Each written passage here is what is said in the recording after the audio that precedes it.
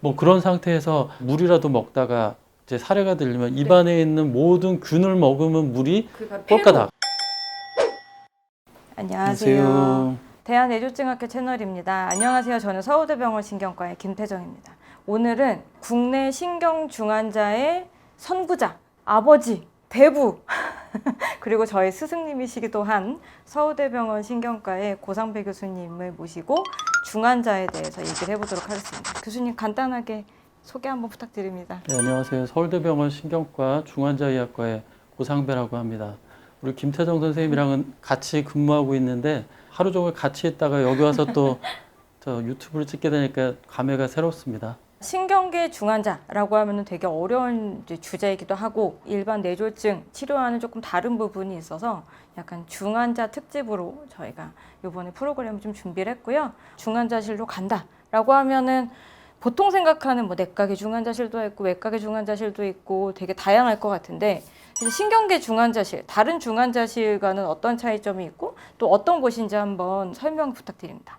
중환자실은 이제 중증 환자가 가는 곳이죠. 그래서 중증 환자란 거는 장기가 다 기능 장애가 있어서 그걸 치료가 필요하거나 아니면 장기 기능 장애가 있을 위험이 높은 환자를 잘 모니터하고 관찰하다가 조기에 이제 발견해서 치료하기 위해서 가는 곳입니다. 근데 신경계 중환자실은 말에서 의미하는 것처럼 이제 신경계 손상 환자를 대상으로 치료하는 곳이죠. 그래서 주로 대상이 되는 장기는 당연히 이제 뇌가 될 거고 그 대상되는 질환 환자들은 대부분 이제 중증 뇌졸중, 다시 말씀드리면 큰 뇌경색이나 뇌출혈 환자가 주로 대상이 되겠고 그런 뇌혈관 질환이 아니더라도 이제 경련이 멎지 않는 뇌전증 지속 상태 또는 뇌염이 있거나 아니면 심장마비가 생겨서 저산소 뇌손상이 발생하거나 그런 환자들이 주로 치료받게 되는 곳이 되겠습니다. 신경계 질환 중에서도 중증도가 높은 환자가 가기도 하지만 그냥 일반 신경계 질환을 갖고 있는 환자들이 병동에서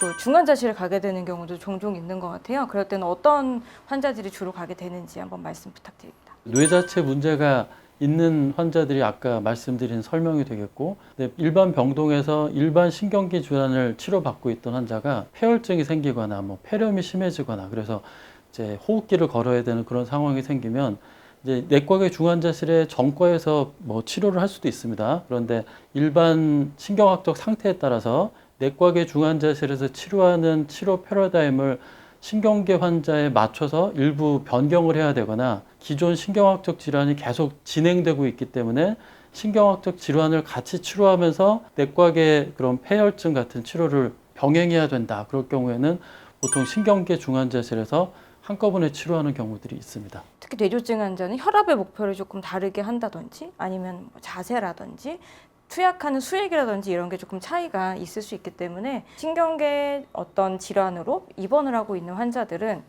뭔가 내과적으로 문제가 생겨도 사실 신경계 중환자실에 그 입실을 하셔서 치료를 하는 경우가 훨씬 많다라고 생각을 하면 될 것 같고 그런 신경계 중환자를 치료하는 곳이 신경계 중환자실이다라고 생각을 하시면 될 것 같습니다. 자, 그럼 이제 저희가 또 뇌졸중학회 채널이기 때문에 아까 말씀해 주신 것처럼 뇌졸중 환자들이 이제 신경계 중환자실로 가게 되는 경우가 굉장히 중증 뇌졸중이다라고 말씀을 해주셨는데 조금 더 자세하게 한번 말씀 부탁드립니다. 그러니까 중증 뇌졸중이라고 하는 거는 이제 뇌경색 혈관이 막히는 그런 경우의 경우에는 이제 범위가 큰 부분을 얘기하겠고 뇌출혈도 출혈의 양이 굉장히 큰 경우가 이제 중증 뇌졸중에 포함이 되겠습니다. 혈관이 막히는 뇌경색의 경우에도 이제 시간이 지나면서 처음에 뇌경색 자체는 혹시 더 커지지 않더라도 손상이 크게 되면 이제 붓게 됩니다. 그러면 이제 뇌압이 올라가게 되고 이 뇌경색 자체가 처음에는 혈관이 막힌 걸로 표현됐지만 시간이 지나면서 이제 그 안에 멍이 드는 현상처럼 이제 출혈 변화가 나게 되는 경우들도 있는데 그러면 이제 뇌압이 급격하게 상승되면서 환자분 상태가 나빠지게 되겠죠. 그래서 그럴 경우에 대부분 이제 중환자실에서 치료가 필요한 뇌경색 상태가 될 수 있습니다.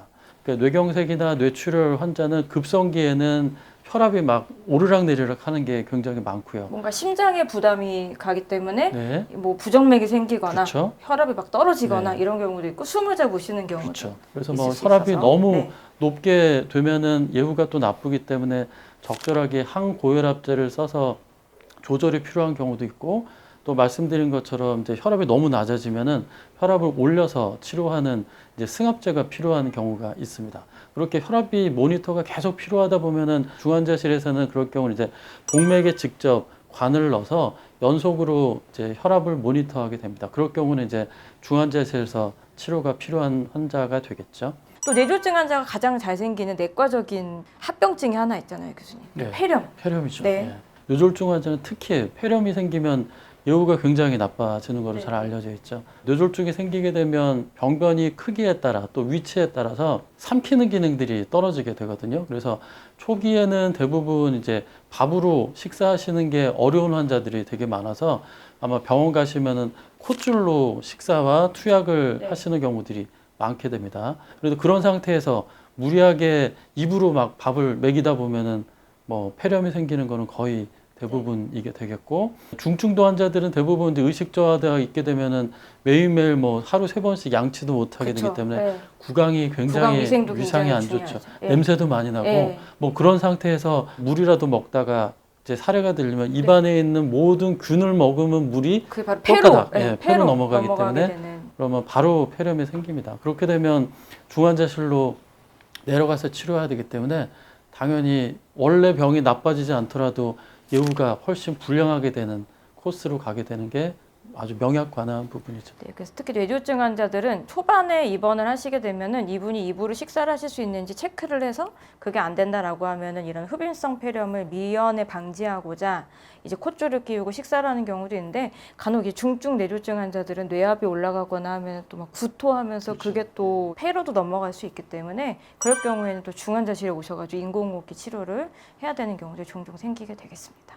앞에서도 잠깐 말씀을 해주셨지만 사실 신경계 중환자실은 다른 중환자실하고 사실 저는 완전 다른 그 장소라고 생각을 합니다. 그 교수님이 생각하시기에 아주 딱 차이점이 어떤 게 있을지 한번 말씀 부탁드립니다. 저희는 이제 신경학적 검진에 특화된 사람들이 근무하는 곳이기 때문에 뭐 의료진들도 이제 신경학적 검진을 잘하는 중환자 특수 간호사, 그다음에 신경계 트레이닝이 잘 된 의사들이 근무하게 됩니다. 다른 중환자실에서 연락받는 게 이 환자 의식이 좀 변한 것 같은데 상태가 어떤지 좀 파악 좀 해주세요. 그쵸, 그런 그쵸. 연락을 제일 많이 받지 네, 않습니까? 엄청 밤낮을 네, 가리지 않고 연락받습니다. 신경계에서 보면은 다른데 신경계 질환을 보지 않는 비신경계 전문의가 보면 다 똑같은 네. 환자로 보이기 때문인 거죠. 그 신경계를 전공하지 않는 사람들은 굉장히 어려워하는 네. 부분인 것 같아요. 그 허들이 좀 있고, 그런데 저희는 이제 그런 기능을 가지고 환자 상태를 면밀하게 그 판별할 수 있는 그런 능력이 있습니다. 그래서 이런 전문성이 있는 분야가 의사진뿐만 아니라 간호진도 비슷하게 다 신경학적 검진을 잘 할 수 있는 의료진이 근무하는 곳입니다. 다른 중환자실에서는 환자가 이렇게 누워 있으면은 팔다리 못 움직이면 다 비슷하다고 생각을 하는데, 환자마다 약간 움찔거리는 정도의 마비가 있는 환자도 있을 수 있고 아예 못 움직이는 환자가 있을 수도 있고 좌우로 끌 수 있는 정도의 마비가 있는 환자가 있을 수도 있고 팔을 잠깐만 들었다가 떨어뜨리는 환자가 있을 수도 있는데, 사실 요거는 전문 의료진이 검진하지 않으면 사실 잘 모르고, 그리고 의식 평가를 할 때도 이게 뭐 그냥 의식이 없는데 반사적으로 고개를 끄덕이는 건지 손을 잡는 건지 그 되게 헷갈려하는 부분이잖아요, 교수님. 그래서 이 환자가 뭐 의식이 다 돌아온 것 같아요 했는데 사실은 안타깝게도 그렇지 않았던 경우도 있고, 사실 의식이 있는데 의식이 없다고 판단하는 경우도 예, 있을 수가 있어서 그런 거를 좀 잘할 수 있는 전문 의료진이 근무를 하면서 전문 신경계 질환 더하기 내과계 어떤 문제가 생기는 중환자 치료가 필요한 거를 다 볼 수 있는 곳이 신경계 중환자실이 아닌가. 네, 맞습니다. 정리를 잘 해주셨습니다. 신경계 중환자실뿐만이 아니고 모든 중환자실에 이제는 전담 전문의를 하시는 교수님들이 많이 늘어나고 있는데, 신경계 중환자실을 이렇게 전문으로 하는 중환자실 전담 전문의가 있는 것과 없는 거에 뭔가 좀 차이점이 있을까요? 중증도 뇌졸중이 생겨서 중환자실에 입원하는 환자를 대상으로 해서 이제 신경계 중환자 전담의가 맡아서 치료하고, 아니면은 그렇지 않고 지정의가 그 잠깐 들러서 잠깐 회진하고 결정하고 이제 돌아가는, 그걸로 비교를 해서 볼 때 당연히 신경계 중환자 전담의가 상주하면서 치료할 때 예후가 훨씬 좋은 것으로 이미 잘 알려져 있습니다. 중환자가 한 명 생겼을 때 사실은 이제 뭐 신경계 문제뿐만이 아니고 내과 문제가 생길 수도 있고 외과 문제가 생길 수도 있고 다양한 문제가 생길 수 있는데 환자 한 명을 볼 때 여러 가지 문제를 다학제 팀이 또 볼 수 있다는 장점이 있을 수 있고 사실 의료진뿐만이 아니어도 영양과 그리고 뭐 약제부 또 간호팀도 전문 간호팀 이런 식으로 다학제 팀이 환자를 치료해서 좋아질 수도 있지만 전문 의료진이 환자를 계속해서 진료를 하고 있는 게 자그마한 변화도 빨리 확인하고 대처할 수 있는 부분이 굉장히 중요할 거라고 생각을 하고 중환자실을 전담하고 있는 전문의 같은 경우에는 사실은 본인 파트가 아닌 어떤 내과나 외과적인 문제들도 일부 해결할 수 있는 능력들이 있기 때문에 사실 그러한 부분에서는 확실히 전담 전문의가 있는 게 예후에는 좋다라고 생각이 들고 저희 연구에서도 그런 그렇죠. 게 예. 확인이 되기도 했었습니다. 김태동 교수님이랑 저랑 같이 연구해서 발표한 국내 데이터가 있는데 중환자실에 입원하게 되는 중증 뇌졸중 환자가 호흡기를 걸게 되는 그런 정도의 중증도를 가지고 내려왔을 때 한 1,400명 정도의 환자를 대상으로 이제 분석을 해봤습니다. 빅데이터 연구로 해봤는데 한 환자의 20% 정도는 중환자 전담의가 있는 병원에 입원한 그 환자였고 한 80% 정도는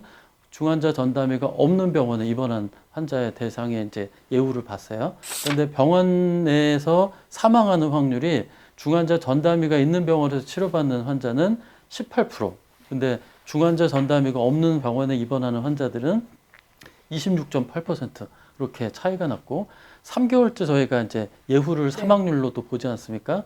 그러면 이제 전담의가 있는 데에서는 38%, 전담의가 없는 데에서는 49% 이렇게 차이가 났습니다. 중증도를 잘 보정을 해서 이제 분석을 해보면 중환자 전담의가 없는 곳에서 치료받으면 중환자 전담의가 있는 곳에서 치료받는 경우에 비해서 원내 사망률은 1.6배 올라간다. 그런 결과가 나왔어요. 오늘은 이제 고성배 교수님과 신경계 중환자실은 어떤 곳인지 그리고 거기에서 어떠한 환자를 보고 또 어떻게 치료하는지를 또 한번 이제 말씀을 나눠봤습니다. 다음에도 이제 여러 신경계 중환자 질환, 특히 이제 뇌졸중에 관련돼 가지고 여러 가지 내용을 말씀드리려고 하니까요. 다음 편도 많은 기대 부탁드립니다. 오늘 내용이 도움되셨다면 구독, 좋아요, 알림 설정 부탁드립니다. 감사합니다. 감사합니다.